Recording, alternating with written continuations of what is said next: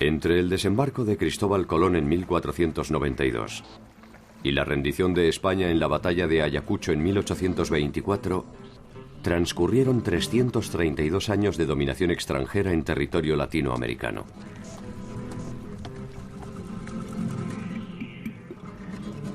Ninguno de los monarcas españoles conoció nunca el territorio americano en ese lapso.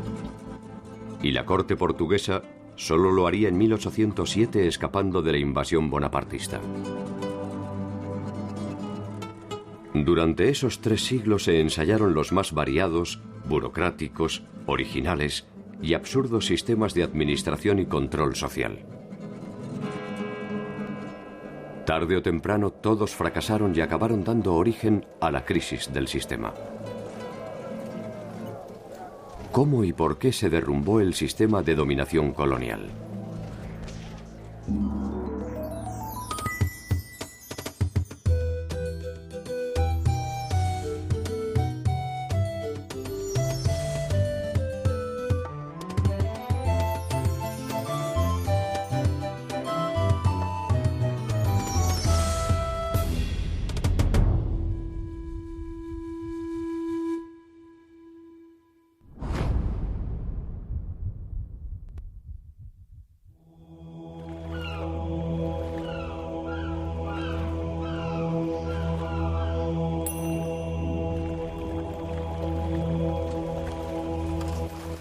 Como toda conquista, la irrupción de Europa en el actual territorio latinoamericano fue un proceso violento, ilegítimo e inmoral.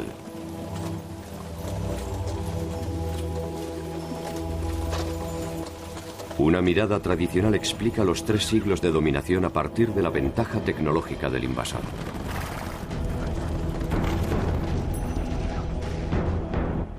Para muchos, se trató de un simple enfrentamiento entre la inocencia y la impiedad. Sin embargo, los comportamientos de las sociedades originarias y emergentes jugaron un papel decisivo en la colonización. Muchas veces para rechazarla y otras tantas para consolidarla. Un pensador mexicano muy importante del siglo XX, José Vasconcelos, escribió una vez que la conquista de México la hicieron los indígenas y la independencia la hicieron los españoles. Esa frase es claramente irónica, pero tiene mucho de verdadero, ¿no? Realmente, como hemos visto, el ejército que conquistó Mexico Tenochtitlan y que destruyó el poderío mexica fue un ejército mayoritariamente indígena.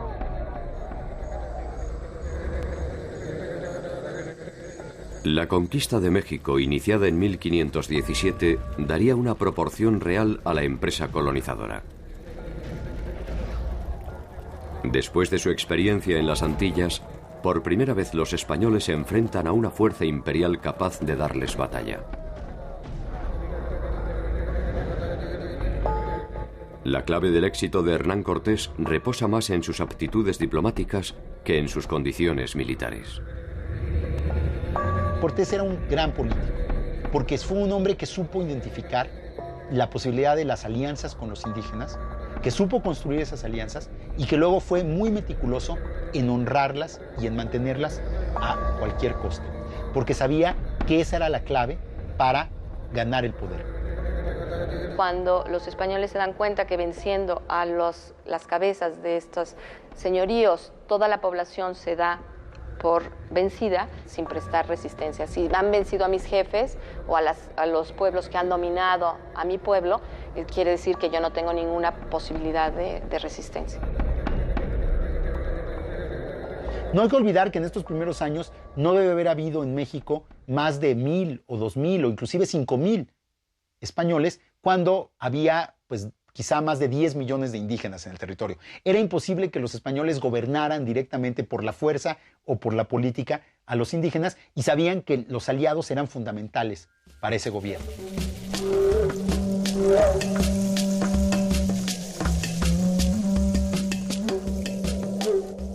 Podría resultar extraño que tamaña desproporción no haya desembocado en una resistencia más decidida y se haya reducido a esporádicas rebeliones. El régimen de tenencia de la tierra puede ser una de las razones de esta pasividad.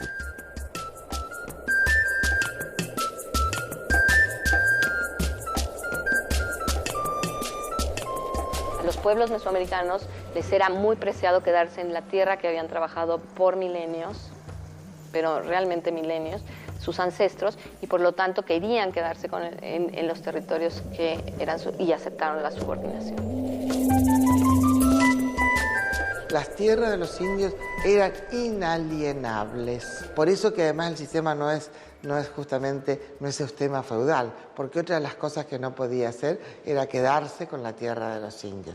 Lo hacía ilegalmente, pero legalmente no podía.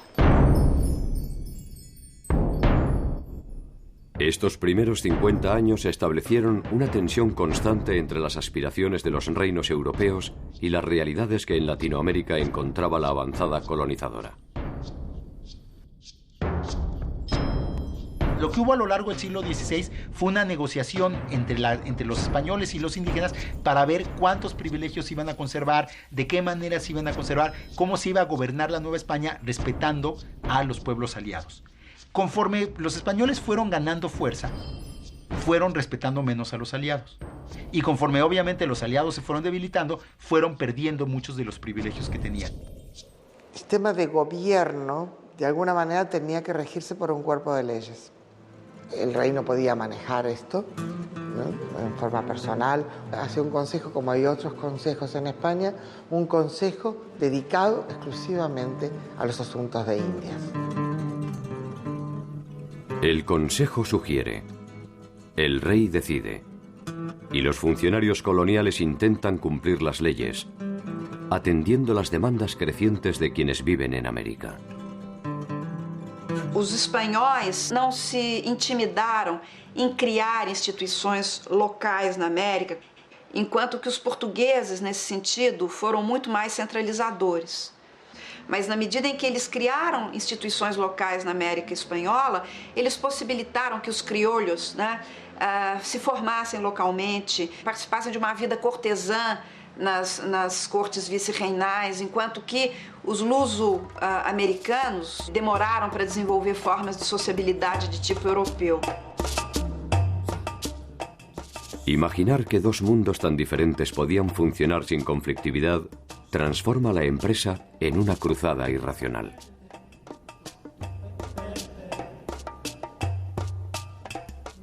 La Corona de Castilla intentó aquí un desarrollo armónico que ni siquiera había logrado en su propio territorio.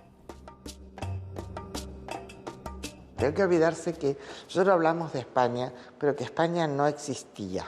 España era un territorio en el que había muchos reinos, con sus propias jurisdicciones y sus fueros propios. Entonces lo que se va a aplicar acá en primer momento es la legislación de Castilla. La nutrida legislación que emanaba de España intentaba reglamentar la vida cotidiana, la convivencia entre dos culturas, las normas del comercio y el trabajo, y por si fuera poco, erradicar siglos de costumbres arraigadas. El problema de este Consejo de Indias es que la mayor parte de ellos nunca habían venido a América. Hubo algunos pocos casos de funcionarios que pasaron por América primero y luego fueron incorporados al Consejo de India. Esta gente nunca tenía una experiencia personal de cómo eran las Indias. A los problemas específicos de la colonia se suman los conflictos que se desarrollan entre las coronas europeas. El nuevo mapa del mundo se define en las Cortes. Y el Papa actúa como árbitro de las disputas, otorgando derechos a sus aliados, España y Portugal. O Brasil demora para ser ocupado. Os encontros pontuais, as expedições de reconhecimento da costa, mas a primeira tentativa mesmo de estabelecimento no Brasil mais efetiva, realizada pela coroa portuguesa, é 1549, quando se manda já um governador. Para entonces, España no solo había conquistado al imperio azteca, sino que también había derrotado a los incas. Desde el oeste, una expedición comandada por Pizarro avanzaba hacia el Amazonas. La primera fundación de Buenos Aires ya había fracasado, y Asunción se consolidaba como la ciudad más importante al sur continental. Brasil, en tanto, mantenía una precaria soberanía apoyado en el esfuerzo de los colonos. Há uma descontinuidade incrível na dominação portuguesa. A ocupação ela é descontínua e ela é descontígua, ou seja, com exceção da região de Minas Gerais, onde há uma malha urbana mais considerável, há um território imenso e parcamente ocupado. La expansión de las grandes potencias europeas en la búsqueda de nuevos mercados se alimentaba con cada civilización encontrada.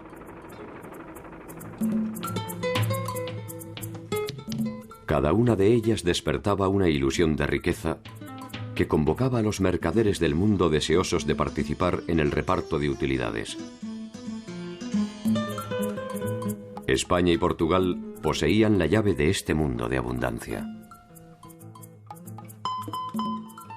Não há projeto racional de financiamento da empresa colonizadora, mas há uma combinação de iniciativas privadas e dinheiro do Estado. El descubrimiento de América se realiza por el financiamiento de muchas personas en Europa. En realidad, con el descubrimiento de América hemos financiado el renacimiento europeo y tal vez España ha sido el país menos beneficiario. Han sido más los ingleses, los holandeses, los belgas, los alemanes, los italianos. La exploración y la conquista del actual territorio del Brasil ofrecía muchas dificultades. Y hasta el momento no se había encontrado ningún reino que se acercara siquiera a la magnitud de los hallazgos españoles. Ese desinterés no tardó en ser interpretado como una invitación. Francia, Holanda e Inglaterra decidieron que era el momento de arrebatar las llaves del paraíso. O Brasil foi ocupado pelos franceses entre 1555 e 1560 no Rio de Janeiro. São os franceses que fundam o Rio de Janeiro, praticamente, né? Os holandeses ocupam Pernambuco e há uma administração holandesa em Pernambuco durante quase 2 décadas. Portugal encontrará finalmente la manera de obtener rentabilidad de la aparente pobreza de la región mediante la producción agrícola.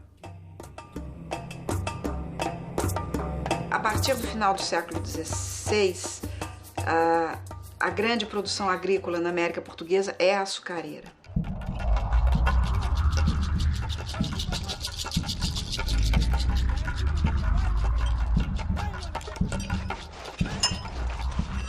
El tráfico de esclavos fue otra de las fuentes de ingresos primordiales de Portugal y de otras potencias europeas. En 1518 se recibe el primer envío de esclavos africanos hacia América y el comercio no se detendrá hasta 1873, cuando el último de los cargamentos documentados llega al sur de la isla de Cuba.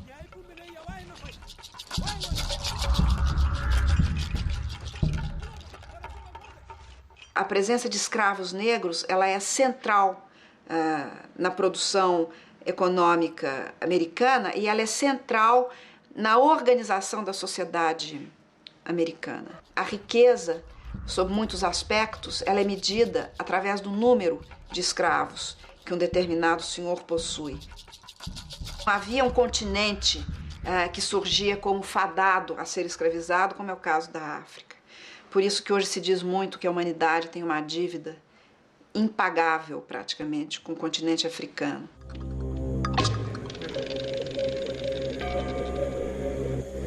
Un poco más de 100 años debió esperar Latinoamérica para que un funcionario colonial nacido en el territorio asumiera funciones de gobierno. En 1597, un hijo de españoles, Hernando Arias de Saavedra, Hernandarias, asume el liderazgo del gobierno de Paraguay. Desde el inicio de la conquista de la Cuenca del Plata, la resistencia de guaraníes y tupís puso en vilo tanto a la corona española como a la portuguesa.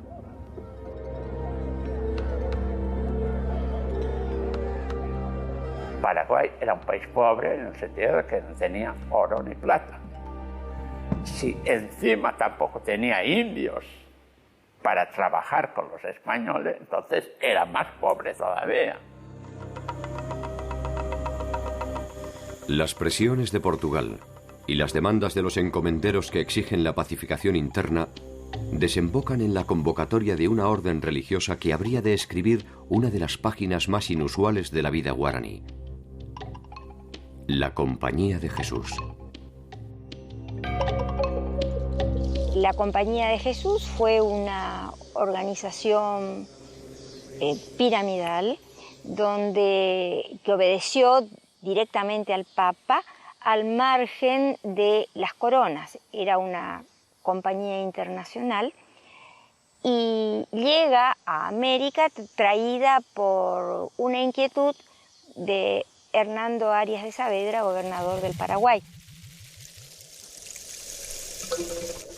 Los jesuitas realizan su trabajo misional en Paraguay, Bolivia, Brasil, Argentina y Uruguay, congregando a los guaraníes en incipientes pueblos apoyados en la caótica legislación colonial.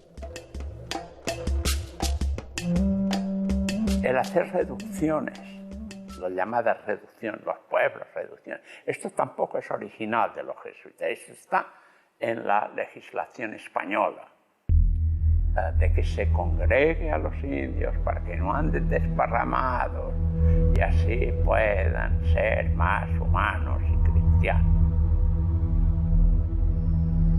Se trataba de pueblos de indios manejados por no indios. Cada reducción tenía entre 1.000 y 7.000 personas y cada una de ellas estaba manejada por 2 religiosos.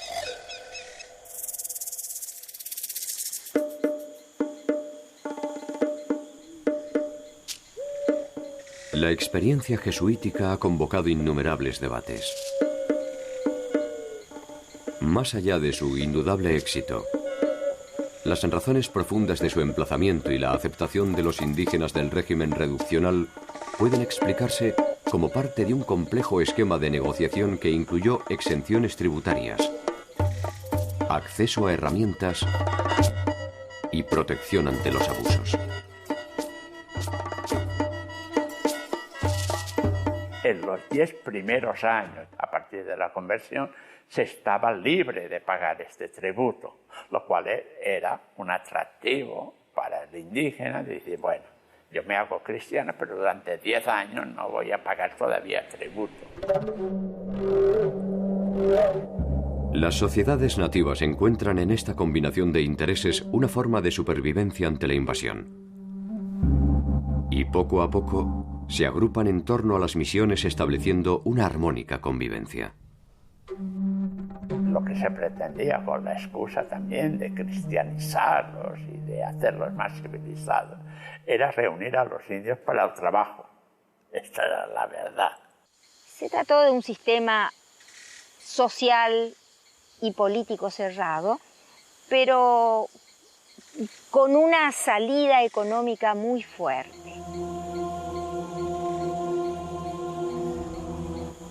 Las misiones crecieron exponencialmente, y lo que en apariencia era una solución para el problema de la mano de obra nativa, derivó en un enfrentamiento con los encomenderos españoles. Los encomenderos en un primer momento pensaban que al final estos indios iban a caer en sus manos y se dieron muy pronto cuenta de que no. Y no solamente no caían en sus manos, sino que llegaron a formar lo que a veces se ha llamado una república autónoma. Pero eran verdaderas ciudades totalmente planificadas, a diferencia de las hispanas, que eran caseríos sin planificación, en el momento justamente de la expulsión, en Santana habían 4.800 personas, en Loreto 7.000, en San Ignacio 6.800, Asunción, que era otra gran ciudad hispana, 2.000. Y en Buenos Aires, la más grande de las ciudades hispanas, 5.000. Con los jesuitas de esta época, con las reducciones que ellos empiezan, basados en la legislación española, basados en que también es un método para la misión, pero llevando el derecho a un nivel de radicalidad a lo cual los españoles no estaban acostumbrados, entonces hacen reducciones de indios para que puedan vivir por sus propios medios. Y con eso demostraron que estas sociedades indígenas tuvieron un grado de desarrollo, bueno, 10, 100 veces superior al propio español criollo. La experiencia jesuítica nunca alcanzó ese grado de eficacia en otros territorios. Cada una de las versiones de Latinoamérica imponía sus propios sellos a las formas de organización.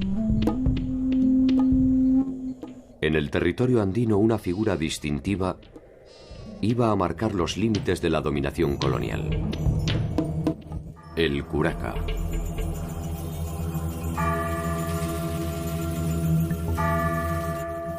En 1548, en las cercanías del lago Titicaca, se funda la ciudad de La Paz.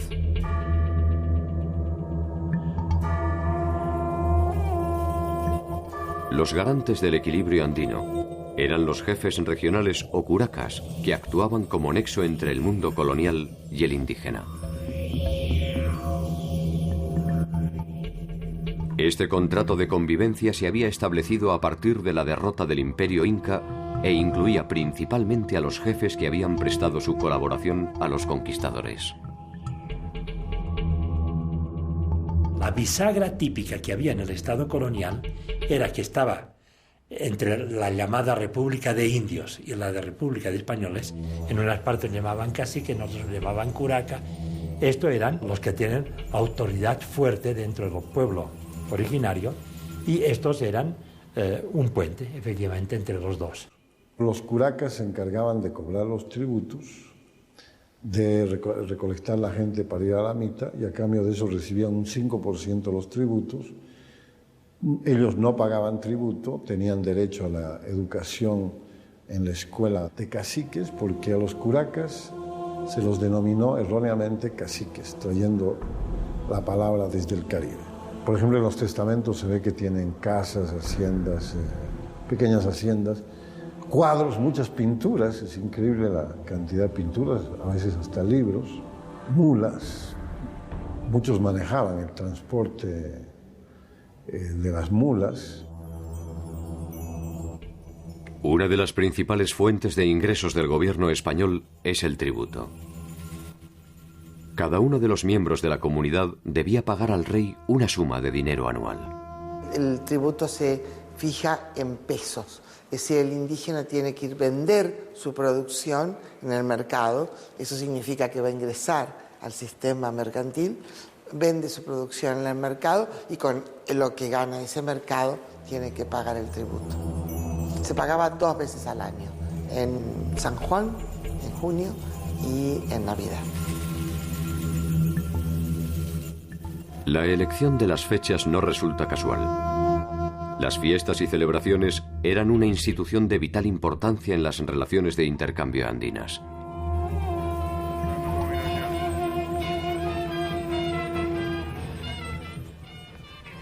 Los españoles les otorgaron una nueva significación simbólica, pero las mantuvieron como un instrumento de recaudación de bienes y servicios.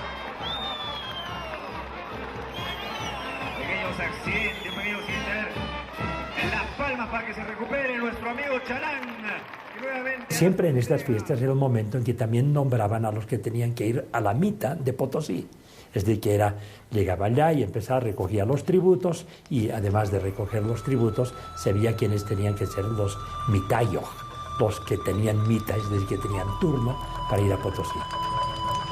La mita era ya una práctica de trabajo forzado, de trabajo obligatorio, ya en el Imperio Incaico. Cuando los españoles llegaron, lo que han hecho es perfeccionar esta forma de trabajo. Los mitayos, en algún caso, tenían que recorrer hasta 600 kilómetros para llegar a Potosí. Venían cargados con toda su familia, con ropa y con todo su alimento para un año, porque con los 2 reales que recibían de la corona no podían subsistir.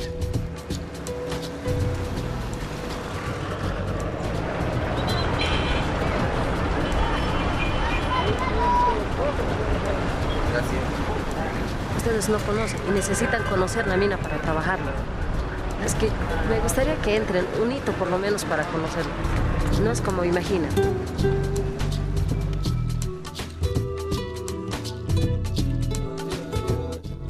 La designación de los mitayos se transforma en una fuente de conflictos. Los curacas designan discrecionalmente a los elegidos, quienes a cambio del pago de una suma pueden eximirse de esta obligación. En poco tiempo, este pago ilegítimo es una fuente de ingreso de vital importancia para la corona y fundamentalmente para los funcionarios coloniales y los curacas que presionan a la población siguiendo el nuevo protocolo de rentabilidad impuesto por los Borbones. Quizás es muy importante para entender todo lo que ocurre en este tiempo un cambio que ocurre en España, que es que entran los Borbones. Y los Borbones, vistos desde la perspectiva española y europea, son los modernizadores del Estado y por ende también de las colonias. Toda esa especie de convivencias, modus vivendi que se habían encontrado entre la República de Españoles y la República de Indios, lo encontraban anticuado y lo querían modernizar. Y entonces el Estado tenía que ser mucho más fuerte en todas partes. Estas transformaciones afectan principalmente a los intereses de los grupos corporativos, encomenderos, comerciantes, propietarios de minas y transportistas. Incluso la Iglesia ve reducido su poder tanto en lo económico como en lo político. En 1776, la Compañía de Jesús es expulsada de España y Portugal. Y como consecuencia, debe abandonar las reducciones guaraníticas. Los jesuitas fueron sustituidos por franciscanos, mercedarios y dominicos.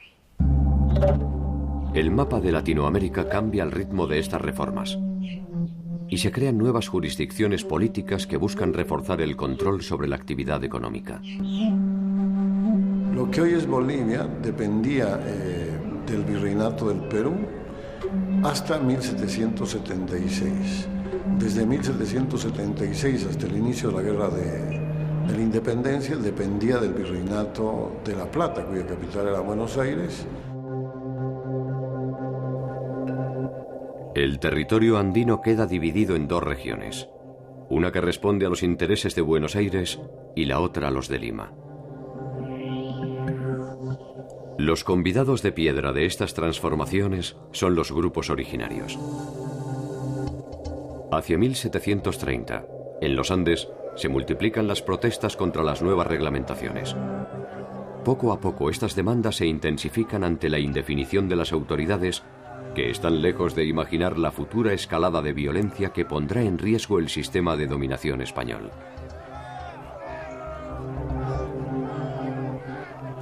Los curacas, que fueron aliados de los españoles durante la conquista, y naturalmente sus herederos, gobernaron las comunidades andinas por algo más de 200 años.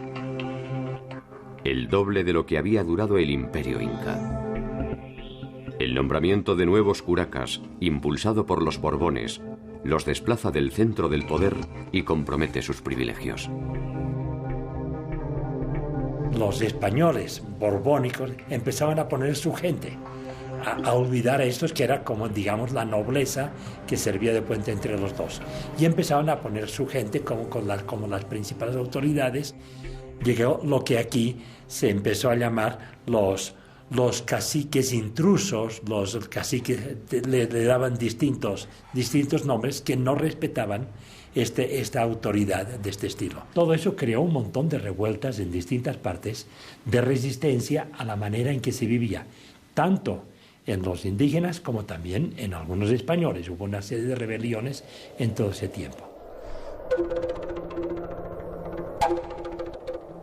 Estos nuevos curacas carecían de legitimidad histórica y geográfica y eran elegidos por los españoles según su propia conveniencia. Los curacas desplazados y sus herederos no tardaron en presionar a las autoridades para recuperar su pequeño espacio de poder. Florencio Lupa era un curaca mestizo que gobernaba la región de Moscari. En su figura se concentran todos los vicios que sirvieron de fragua para la rebelión. Su situación patrimonial se sustentaba en una administración despótica, que incluía otra de las prácticas lucrativas que había instaurado la corona: los repartos. Los repartos era en vez de mercado libre o comercio libre, comercio obligatorio. Telas que llegaban de España o de los Obraques o de otras partes, mulas que venían del norte argentino. El corregidor tenía el monopolio de la comercialización de esto y obligaba a que la gente del común compraran esas cosas.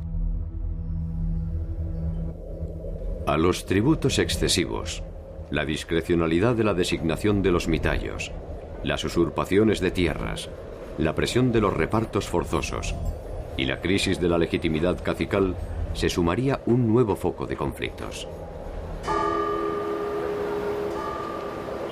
La población andina estaba obligada a pagar un tributo a las iglesias y a correr con los gastos de las celebraciones religiosas. Los Borbones reducen estos aportes, y los curas en represalia suspenden algunas de las fiestas y presionan a los indígenas para que continúen pagando. Dionisio Cortés, uno de los curas de la región norte del Potosí, llegará incluso a encerrarlos y castigarlos con azotes ante la negativa de continuar aportando al mantenimiento de la iglesia. La audiencia de Charcas es la receptora de los reclamos indígenas e intenta mediante sus fallos aplacar el descontento generalizado. Algunos curacas históricos son restituidos a sus puestos, contrariando incluso las disposiciones de los corregidores. La población queda encerrada entre esta suma de conflictos de poder. Porque los indígenas justamente aprenden muy rápidamente a ingresar a la justicia, al sistema jurídico. Rápidamente aprenden a pleitear y ellos defienden muy hábilmente sus tierras con sus derechos, porque lo que va a aceptar España es la tradición oral que ellos transmiten. El 25 de marzo de 1778, Joaquín Alós asume el cargo de corregidor de la convulsionada región. Los indios de Moscari presionan a las autoridades para destituir a Florencio Lupa. Muy cerca de allí, en la localidad de Macha, se produce una protesta similar. Dos indígenas del lugar, Tomás Catari y Tomás Hacho, intentan deponer al curaca que ha designado a Alós, reclamando que ellos son los auténticos curacas de Macha. Alós los manda detener. Lejos de amedrentarse, en cuanto recuperan su libertad, inician su más ambiciosa travesía. Se fueron caminando hasta Buenos Aires a reclamar en el virreinato que ellos eran los legítimos curacas de esta región. 3000 kilómetros los separaban de la capital virreinal. Tomás Catari era un indio modesto, analfabeto, y su condición de heredero legítimo por vía del linaje era al menos cuestionable. Sin embargo, quizás en honor al carácter épico de la proeza, es recibido en Buenos Aires por el virrey Bertiz, quien ordena investigar al corregidor Alós y reponer a Catari como curaca de Macha de comprobarse la veracidad de sus planteamientos. A su regreso, en mayo de 1779, Tomás Katari es encarcelado nuevamente por Alós, quien confisca el documento firmado por el virrey, aduciendo que es falso. En agosto de 1780, Alós sufre una violenta manifestación que exige la liberación de Katari. Al comienzo de la represión, Alós es tomado prisionero. Y lo tuvieron detenido y entonces lo llevaron de comunidad en comunidad, le vistieron de indígena, ¿no? Descalzo, y le daban a comer chuños. Así vivimos nosotros, lo sentimos, pero eso es lo que tenemos y todo eso. Y lo tuvieron detenido hasta que Alós hizo una orden, en quien la orden dio la orden de liberar a Tomás Katari. Durante este conflicto, los grupos aymaras de Macha terminaron pagando a Tomás Katari el tributo exigido por la corona. Katari no solo entregó sus tributos a las autoridades virreinales, también aumentó la recaudación, demostrando los manejos fraudulentos que se habían institucionalizado en la región. Sin embargo, la detención del corregidor Alós era un abierto desafío al orden colonial, que difícilmente pudiera ser tolerado. El 5 de septiembre de 1780 hay incertidumbre y preocupación en la ciudad de La Paz. Los rumores hablan de un inminente ataque de los indígenas. La conmoción tiene sus razones en las puertas de la ciudad más representativa del poder español. Sobre una cruz se exhibe la cabeza del curaca más representativo de la corrupción local, Florencio Lupa, quien ha sido ejecutado por los rebeldes.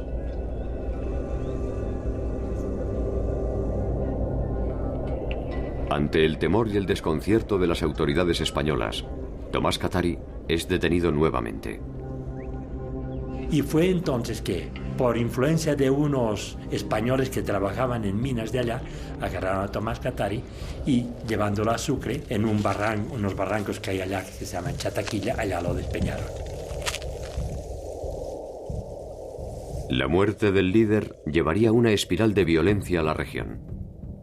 Sus hermanos Dámaso y Nicolás Katari se enfrentan ahora abiertamente con el régimen. Los españoles pierden el control territorial, abandonan las haciendas, se refugian en iglesias y ciudades y los indígenas armados controlan la región norte del Potosí. En la Cuaresma de 1781 le llegará el turno al padre Dionisio Cortés, que es asesinado aparentemente por órdenes de Dámaso. Decenas de curacas fieles a las autoridades también son asesinados. Una semana después, otro grupo de indios irrumpe en la iglesia de San Pedro de Buenavista y mata a más de 200 personas que se habían refugiado en el interior, incluyendo al sacerdote. Los hermanos Katari avanzan sobre la ciudad de La Paz y establecen un sitio desde las laderas de los cerros en abierto desafío al gobierno español. No muy lejos de allí, Cuzco, la que había sido la gloriosa capital del Imperio Inca, vivirá un episodio similar. A medio camino entre Cusco y el lago Titicaca hay un lugar llamado Tungazuca, que es una hacienda cuyo propietario de esta hacienda era el cacique José Gabriel Condorcanqui. Ese era su nombre. José Gabriel Condorcanqui, que pasaría a la historia como Tupac Amaru II, lidera una protesta similar contra los abusos de los corregidores. Así como este Tomás Katari era relativamente pobretón, no era un ricacho, pues él era un señor de esos así, había estudiado en el colegio de los jesuitas, no el para hijos de caciques, sino el de los españoles. Tenía mucha conciencia de su nobleza inca, tenía un pleito en el virreinato por el marquesado de Oropesa, es decir, un título nobiliario español. Mientras que la sublevación de los cataris fue la consecuencia de un proceso algo improvisado, la de Tupac Amaru fue una acción premeditada que perseguía fines específicos: la búsqueda del poder. El corregidor de la región de Tinta, don Antonio de Arriaga, serviría de instrumento para dar inicio a la rebelión y hacerla irreversible. Fue el día 4 de noviembre del mismo año, del 1780. Tupac Amaru, que hizo toda una gran fiesta en su finca de Tuncazuca, invitó al corregidor. Cuando se estaba yendo, le hicieron una emboscada allí a la salida de ahí y lo trajeron detenido, preso ya, y empezó a hacer un juicio a Arriaga por las cosas que había hecho contra su pueblo.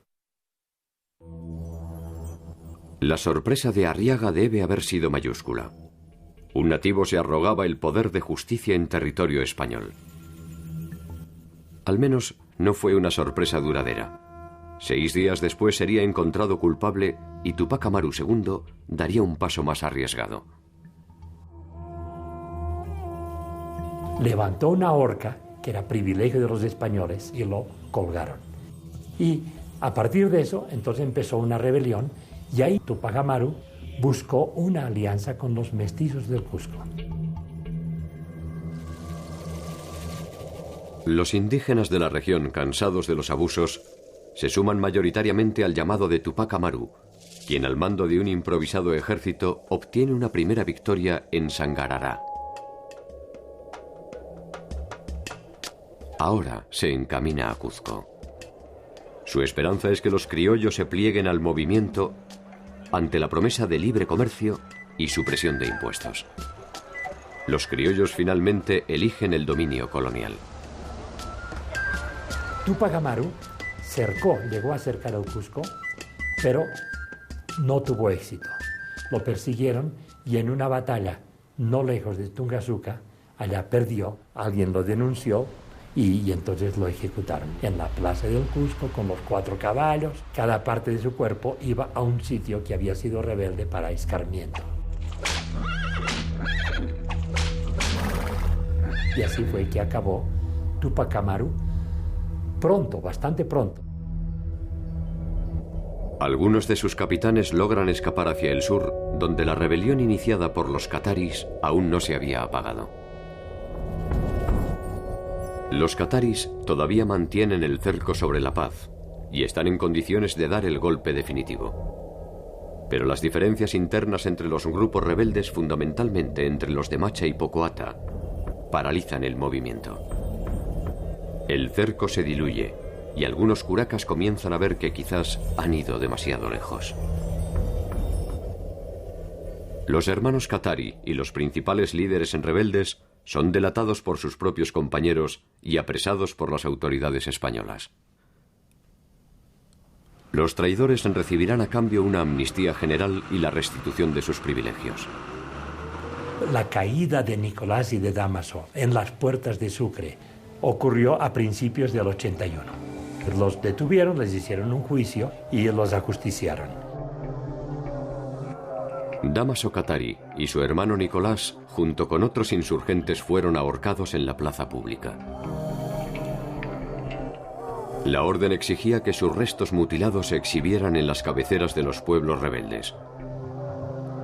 Pese al escarmiento ejemplar, el control de la región estaba lejos de volver al estado anterior a la revuelta. Entre Potosí y La Paz se encuentra la ciudad de Oruro. De allí surgiría el líder que podría reunir ambas rebeliones bajo un solo nombre: Julián Apasa. Ya se sabía que Tomás Katari lo habían matado, ¿no?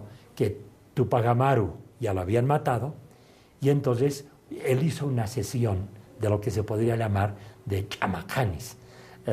Chamacani es el nombre de uno de los sacerdotes, de los profetas, diríamos, de la cultura aymara, que quiere decir el dueño de la oscuridad, ¿no? Que hablan con los cerros, con la madre tierra, etcétera, etcétera, desde la oscuridad.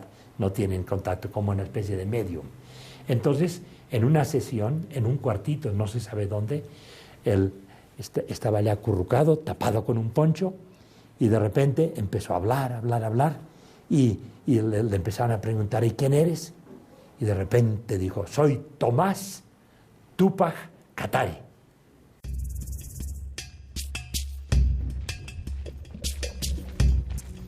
Tupac Katari irá directamente al corazón del poder e iniciará un nuevo sitio de la ciudad de La Paz.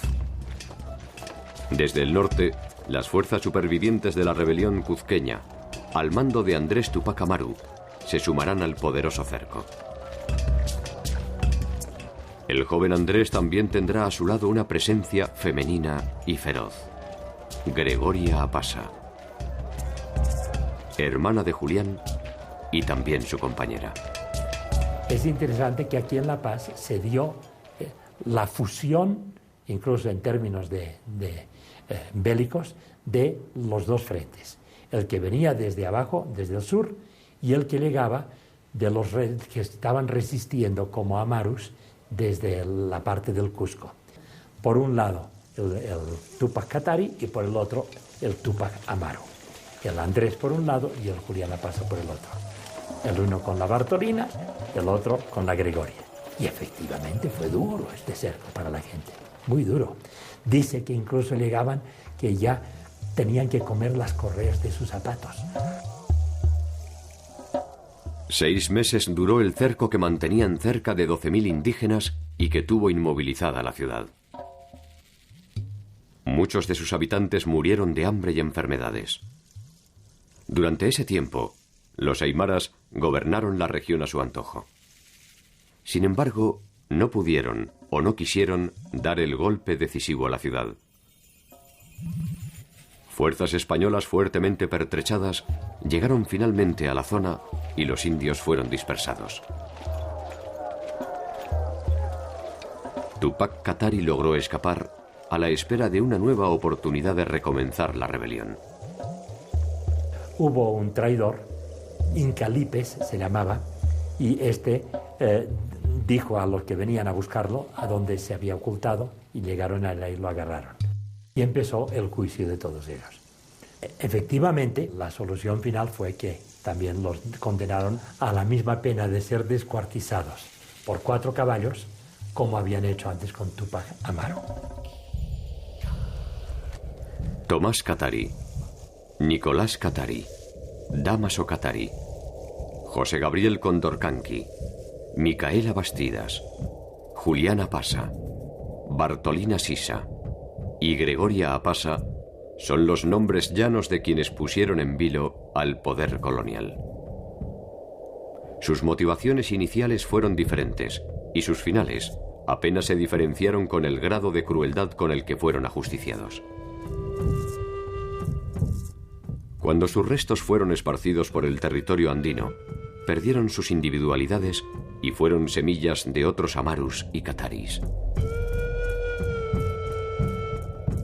Aunque quizás no hablaran tan explícitamente de independencia, pero fue una rebelión claramente contra el poder colonial. Si querían llegar hasta quitar los españoles, ahí hay dudas, pero fue donde los criollos, que también podían estar descontentos, vieron que la posibilidad de romper con la corona era posible.